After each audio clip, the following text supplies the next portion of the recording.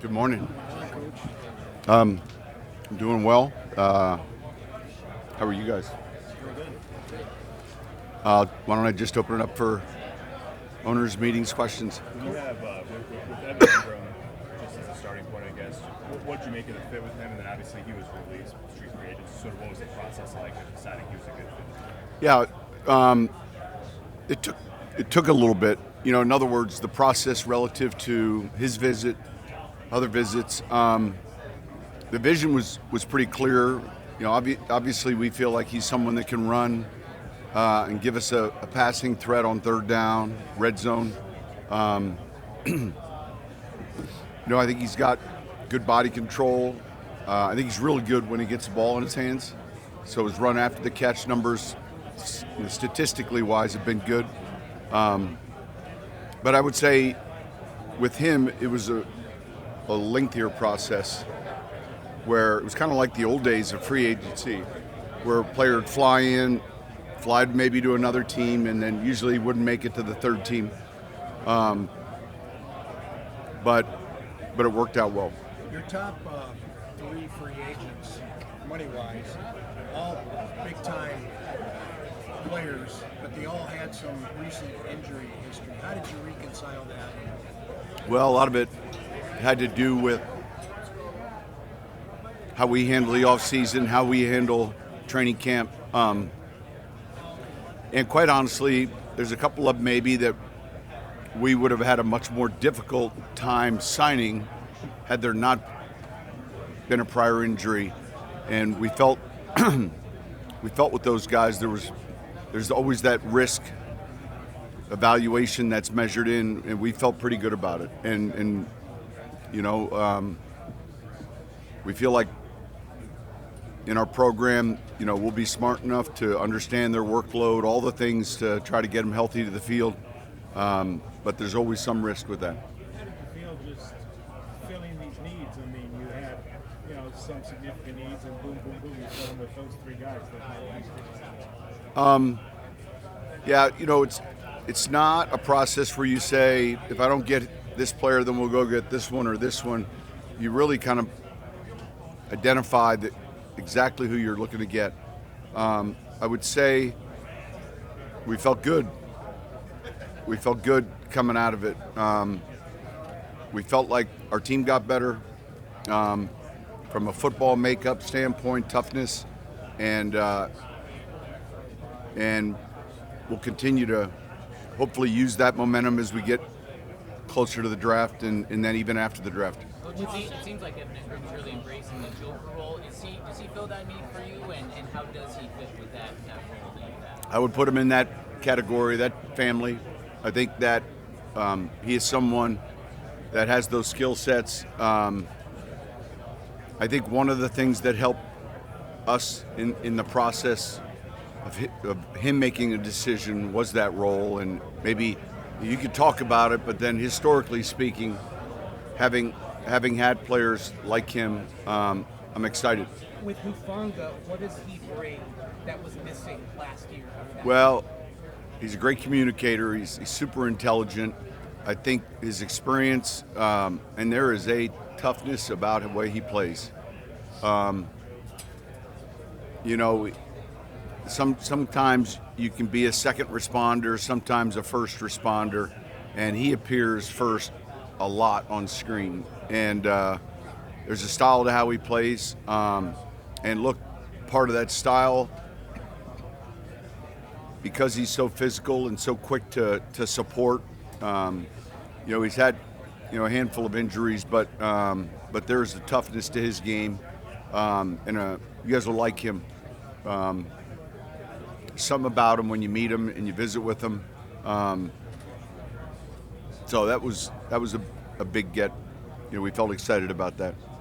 Was there a common thread with him and Greenlaw coming over from the 49ers that attracted you to those Well, guys? I think that was a little bit more coincidence. Yeah, there were positions, they were kind of must positions for us, and yet to fill two of them from one team, I think one may have helped the other too. Sometimes that can happen, but I can't speak for them. If there is a common thread, though, those two guys are tone setters in how they play. Sean, this is probably the way you're used to operating during the draft because you had Drew for all those years and your quarterback set. Do you appreciate, I know you talked about the NFL train, seeing who people think you're getting at 20, knowing anything that could happen before you get there? I appreciate not being in that quarterback market. It's difficult. We were talking last night, George and Greg. Obviously there's a lot of pressure to get that right, and when you don't have it right, it's one of those positions where it can kind of consume you as an organization. And fortunately, a year ago this time we were able to do that. So, yeah, 20. We're just getting into the heart of the meetings now. So, the mocks or what have you would be stuff we'll throw into a computer. How much is running back? And how does that compare to looking for that quarterback last year? Yeah, I would say you can draw some similarities in that, and yet generally it's easier to find that position than the QB. There's just more access to finding answers to that position, and it's much, I think, more challenging at quarterback. In terms of this year with the draft just so deep at running back, was that maybe one reason you haven't signed a running back at this point in free agency? Yeah, and I think that factors into it, but I also think we felt like it was a pretty lean year in regards to free agency at that position, just relatively speaking. But there is depth in the draft. When there's a deep position in the draft, maybe take quarterbacks off the board. Does it affect how you approach thinking about getting one? Oh well, maybe in the second, third. That's what Yeah, when you're kind of putting this cube together, part of it is understanding what's available in the draft, or what do the odds suggest. It's deep at interior defensive line, for instance. Those things can affect maybe what you do in free agency, and you're looking to click the last click and have it all fit and get the most out of the players you sign or draft. So it would be important to know, as we're making free agent decisions, where the draft is depth-wise at certain positions. That I do think exists. Reportedly, the Niners were highly aggressive in trying to retain Mike Greenlaw even after he agreed to terms with you guys. Is that all fair? In free agency? It's their player at that time. So it's Yeah. For us, nothing can happen until that Wednesday time frame, and so, man, I'm glad he chose us. Are you aware in the moment that he agreed with us? But No, the only discussions that are being had at that time are agent to GM. No, like I said, I'm just glad, when the decision was finalized. You wait on a few of these guys, and you don't know all the specifics, but those guys are excited about being in Denver. He's coming off the Achilles. Yep. He plays basically one half of football. Are you at all surprised at the level of competition that you had to sign him? We thought he was going to be highly sought after. In other words, I think the injuries maybe played a little part as to how he became a free agent. Otherwise, he doesn't ever hit the free agent market. He's someone that's contract is redone. So I don't think I should say nothing surprises you anymore, but we felt like there would be these guys are young players when you look at their pitch count and their age, and then you study the injuries themselves. I wasn't really surprised that there would be other teams that heavily involved. Does that have a reflection on the depth of the draft at that inside linebacker I would position? say it's a fair question. I think it's a little bit harder. I don't know that it's draft related. I think it's a little bit harder to say we found our starting inside backer, whether it's a Mike or Will. It's harder to say that about a rookie. There's certain positions that, and that's not to say that a rookie can't come in and do it, but I think it's harder to project that. Those aren't considered necessarily like premium positions, quote unquote. Correct. Inside linebacker and Correct. safety, but you're saying in terms of veteran presence, especially in the Right. middle of the defense. Yeah. there's a threat to that. Yeah, from a communication standpoint, I mean, you talked about it. Part of the middle of the defense was DJ. Right behind him, Trey and Fonga. Right through the middle of our defense, getting tough. And look, the irony is DJ shared a locker room with these guys and knows them very well. And so from a leadership and a football IQ standpoint, that was important. Was it important to have all three of those guys they should have an easy adjustment period? Yeah, I think so. I think anytime, it depends on the player. I think, look, the transition always is significant, and yet I think these guys will have a familiarity with certainly some teammates, and then also whether it be coaches. There always seems to be a couple ties in each staff. But we were excited on Wednesday. I'll be honest with you. We felt we got better. Coach, going back to Ingram, how can he help Bo take that next step? And as you look at Bo, where do you want him to grow going into year two? Well, I think, look, we've talked about it for 2 years now. The interior triangle of your passing game, the tight end, the running back, the third receiver. When you're seeing a lot of these coverage shell looks, those positions have to thrive. So the very logistical answer to your question is Ingram's closer to Bo than the receivers sometimes. The matchups inside, I think, I just think, man, it's hard to play that position if you're not able to attack the interior triangle of some of the looks we're getting defensively. This, I think, helps Bo. Go ahead. How reaffirming is it, though, that Greenlaw was so popular and his team did want him back, even if it wasn't the standard way to keep the guy, and Ingram goes and visits somewhere else and chooses you guys? Yeah, all good. I think we're a team players want to play for. I think certainly we're a city that I think that's very appealing to athletes to want to live, and I think a lot of that is a result of maybe some of the early success we had last year with the young quarterback. What do you think of the proposed rule change that would reseed the team sucker? So how many owners' meetings is this for you? This is my third. All right, so I'm in the 20s. This is probably the third time. Every 6 years this topic comes up. We'll be talking about it 6 years from now, hopefully. It came up. Look, I was in New Orleans in 2010. We had, I think, an 11-win team. Went to Seattle to play a 7-win team.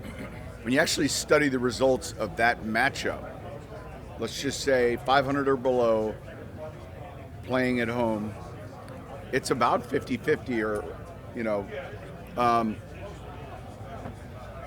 So to answer your question, I think winning the division is important. I like how our playoff format is laid out, especially compared to any other sport. So again, this is the third go round of this topic. It'll continue to repeat itself, but I think we would vote against the reseeding. I was saying to that question. Huh? At Kellen Moore's introductory presser, he was asked about the parallels between you and him, given young play calling and all Yeah. that. And he said maybe Mickey has a time, kind of joking, but what do you think of the comparisons that maybe the Saints are trying to find an next Sean Payton? Listen, I'm super close to those people still, the people, Mickey and man, I just saw a handful of them this past week. I think they're looking to win, and so I think there are some similarities, and we're all to some degree as new coaches not considered long shots, but just unknowns. That analytically, if you looked at it, there'd probably be a hit rate. I don't know what the percentage is, but it's difficult. Generally, you're going somewhere where it's broken, and you've got to fix it quick.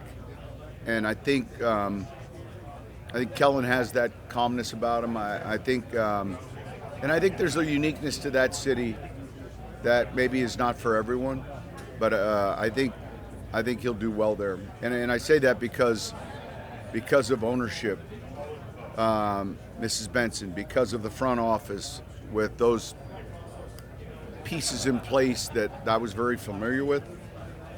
Those are the reasons you can have impossible jobs or good jobs, and I think in his case he's got a good job. Sean, you mentioned Coach, I got over here a little late. I don't know if you've been asked this question or not, but in Detroit, obviously, you got one of your former guys, Dan Campbell, bringing in, John Morton as well. Yeah. When you come into a situation like that, already a 15-win team, how do you see him establishing himself and kind of finding his role? Well, you remember he was there not 2.5, 3 years ago. Our industry is small, so all of these guys, I feel like I've hired, brought, or got to, obviously got to work with, and Dan. And so, look, when Dan calls me on Johnny Moe and he's going to be the play caller, I'm like, hey, he'll be excited. I'm excited for him. And the terminology and the communication, all the things that Jared knows, the system, that all stays cleanly intact. Johnny's a tremendous worker. Like, he'll be the last one up, first one in the morning. I'm happy for, not only Johnny, but there's a number of guys this year that just seem to multiply. And so it's good to see him here. Some of them, Aaron Glenn. It's good to see him in those positions because those guys obviously were loyal and worked extremely hard, for me at one point. So it's good to see. Sean, what is about the potential of moving kickoff touchbacks to the 35, and how much might that help Marvin Mims? He only had 7 returns all last season. Yeah. Look, I think that will be the main discussion in these meetings, and once we vote on that, time to go back to the mountains. I mean, I think that's the main topic. We're for it. I think that they were close last year to making it the 25 or the 35. So I think that'll be the topic that receives the most time and attention. Go ahead. As a former running backs coach, when you study running backs, what traits are you looking for that project? Well, there are different types of runners. Sometimes we'll refer to a runner as a 3-down player or a 2-down player. Does this guy have good receiving skills?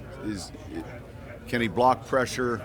As far as the makeup traits or the physical characteristics, it's the one position where height is really not discussed. Short or small is discussed, and there's a difference. So they've got to have a lower body. In this draft, I've seen a number of these players that I feel are first and second down runners, and I feel like I've seen a number of players that can potentially play on third down.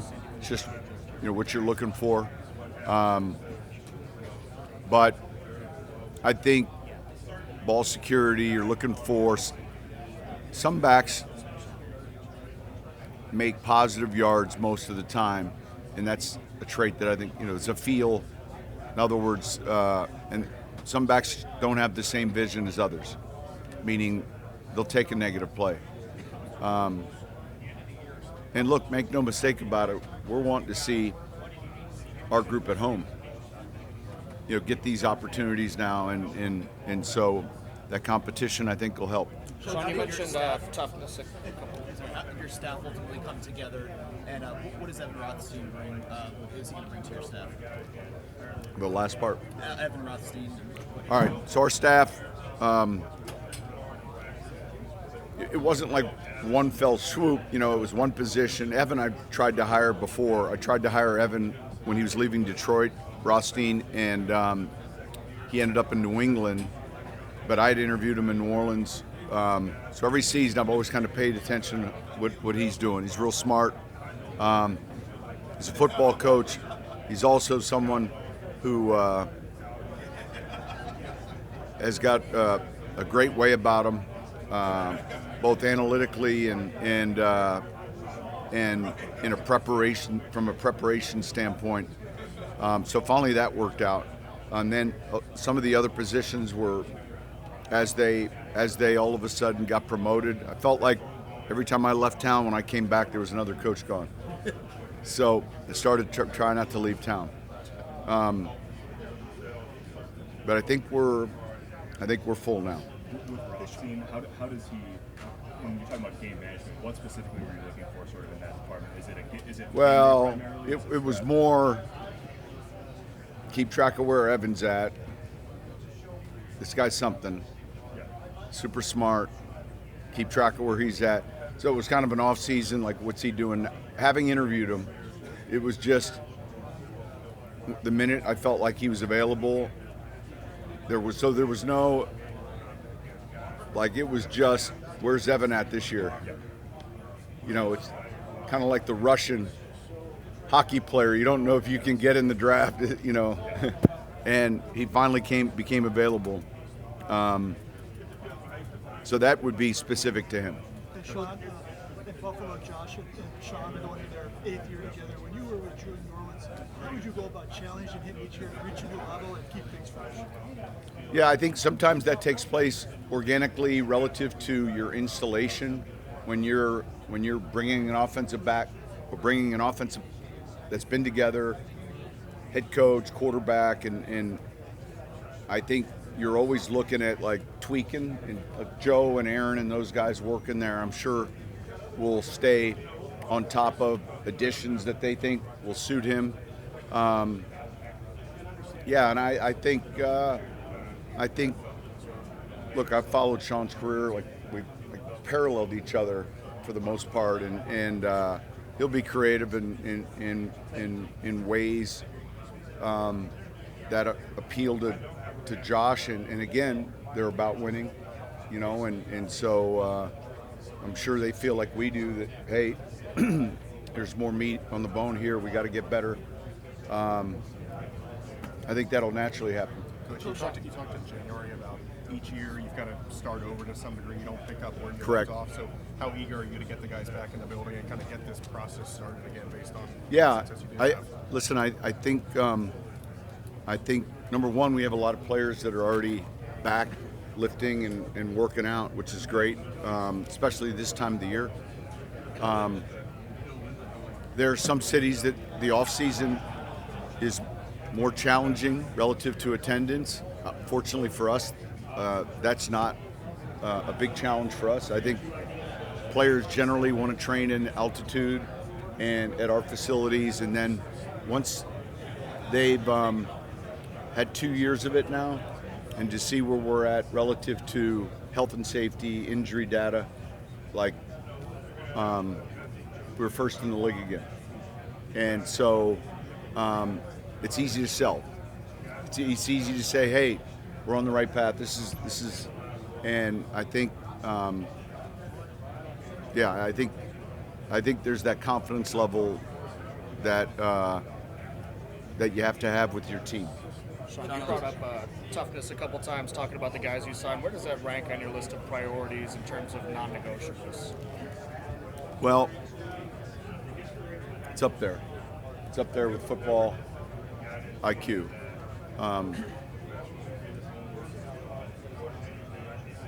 You know,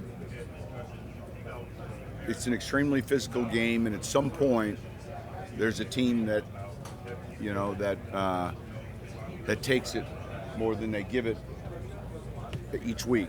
And so it's important to have not only physically tough, but but mentally tough-minded players.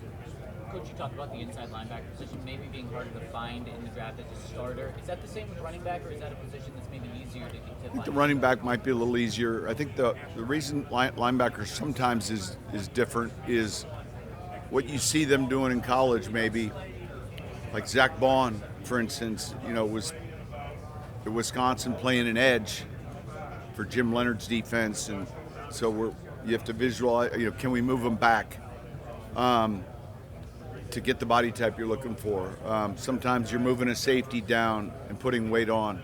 Sometimes the players find who he is, but they're playing a lot more in space. So I think it's a harder position not to find, but it's a harder position to evaluate, because you got to project sometimes.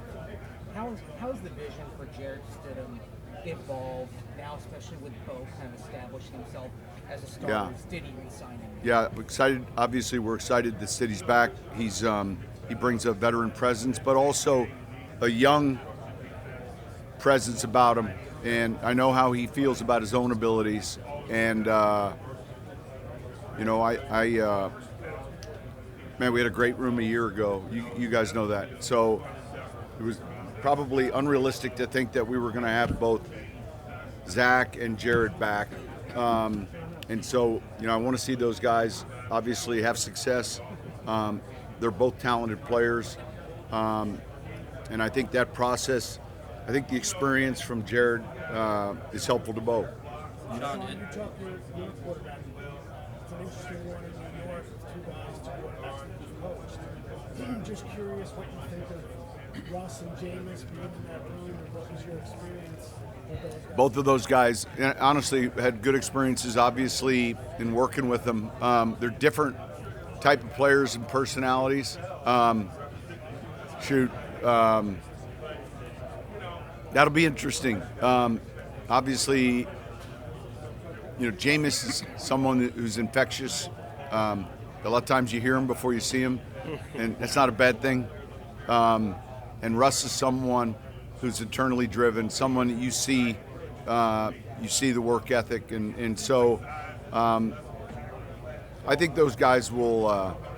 I think it'll be a good room. Is there a common thread between those two guys? I think they're passionate about playing. I think they're very passionate workers about playing, and I would say I would say they're football driven, and I think that's important. Coach, you talked about the Saints ownership earlier. With you and Greg now going into year 3 together, how important is that coach-owner relationship, and how do you feel like you're settled in now? Really good. I think it's important. Obviously, I think our communication lines are real effective, and he's very good at that. I think we just had our staff dinner last night. I think once a year we kind of do that, and I think there's this element where we're both hungry for more than where we're at right now. Go ahead. You have the Commanders on your schedule. From the outside looking in, from what you saw from Dan Quinn and Jaden Daniels, what did you see? Saw a good team, real good team, well coached. Obviously, a team that is going to give you tempo offensively. There's a lot of no huddle, a lot of at the line. So being in shape, I think is important. When they're playing on the road, that can really eliminate the home field advantage for some teams. I know in the Detroit game they were able to do that. I think ultimately their firepower on offense, and then Dan's coached a long time in this league. We were both together in the AFC South or the NFC South for a number of years, and he knows what wins. And that seems like 5 years from now when we play them, but recognize we do play them this year. One of the rules that's going to change, or maybe change, is the overtime rule. Where do you fall on that, where both teams will get a possession no matter what happens? Yeah, I like that. I like rules that are the same in the playoffs as they are in the regular season. I don't like rules where when you get into the postseason, it's like we got to stop announced to everyone, I think the easier we can make the game for our audience and our fans, the better. So I think, especially with today's quarterbacks and the ability to score, I think, look, I was here in 10 when we made it. The last season of sudden death period was 09. That was walk-off field goal, wins it. 10 turned it into, if you kick a walk-off field goal, the other team gets the field. Then I forget the year where it's like now you get a match, but only in the playoffs. So there's, again, when you've been to these meetings, you've kind of seen and I think we're at that point where I think it needs to be, and there's nothing wrong if there's a tie. Meaning, I think when we discuss how long that overtime period is, because we've seen some long drives, but when you look at the statistics, I think it would be. I think that'll pass as well. Sean, you mentioned DJ. You mentioned DJ. Yeah. How important was it to get him back, and how much when you rely on the continuity that you're sort of poised to have on the line of scrimmage on both sides? Yeah, we felt it was one of the strengths of our team, not only in the defensive line, but the offensive line. When we went through the whole process of grading the roster, those two position groups probably graded out the most consistent. So I think your team has to be built that way, and we'll continue to look, even in the draft, draft on a string. There's nothing wrong with that. But I think that DJ was an important part of the equation relative to his experience and the snaps he gave us, not only defending the passing game, but, man, he played the run well. Sean, it looks like Court's going to be in town for participate in your offseason stuff. Yeah. I guess what is sort of the timeline or enthusiasm about perhaps a new deal? Yeah, there's no timeline. Excited that, he'll be there when we get going, and then we'll go from there. But I know there isn't any timeline. The AFC West owners didn't wave a white flag to the Chiefs with Mahomes and Andy Reid. I mean, all three teams have big-time coaches, big-time quarterbacks. What was your thought about just that division, how they all came in? And you got to go. You got to go. You got to hit the ground running. No one wants to hear your woes, and we're excited about it. We're excited about that challenge. Looks like coaches are starting to make their way to the session. All right. Why don't we do two more? Okay, you always hear college coaches talk about the best part about a sophomore is they're not a freshman anymore. What's the best part about having a quarterback going into year two? And are there pitfalls that you could foresee or that you're trying to guard against? The best part is having one in the building. Yeah. The worst part is being at this where there's not one in the building. And really, I haven't had that a lot. Last year, you guys had a lot of good, fair questions like, man, regardless of your experience, this is the first time you're having to go out, and so that's nice. Going into year two, I think it's making sure that you're not running again. There's a process that we have to respect and understand and not assume. And so there's a lot of little things still that Bo will want to be better at, that we need to be better at coaching. Unfortunately, he's got that makeup, that grit, that toughness, all those things that you look for, and that's already begun with him. Sean, there's been a lot more transfer activity since now than when you got into the league. When you're scouting players, and particularly quarterbacks who have been in different places, what are some of the challenges of, one, comparing apples to oranges, and two, getting information from people who haven't been with them for the same number of years? Yeah, it's a great question. So I think from a scouting standpoint, it does give you more exposure to more people who are familiar with the player. Some programs maybe are a little bit more guarded with information, others not so much. It also alerts you possibly to, all right, this kid's been here, he's been here, and he's been here, and what's the deal? In Bo's case, everything that's positive about the portal and a transfer would be like his situation. Found a better fit, took advantage of it, excelled with a new team, new head coach, and so. But it did give us multiple looks, and I think that beyond just Bo Nix, I think we're getting almost past where this was the COVID year this kid played or missed. We're almost through that patch, and so we're getting through the 6 years, 7 years played. But we are still, and will always still, I think, have to deal with.